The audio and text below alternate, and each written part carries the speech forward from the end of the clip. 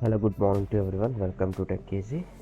See here, when you're using the Roblox Studio for the game development, if it is in the full screen mode, to minimize or to go through another applications like Chrome or anything, if you're facing the same issue, see here, there is no taskbar here to shift between the apps.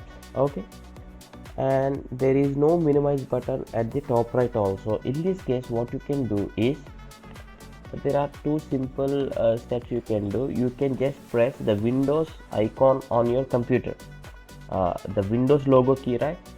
That, and the other is, see, when I just now I press the Windows key and all these applications were present, but as soon as when I click on here on the game experience again, there is no taskbar again.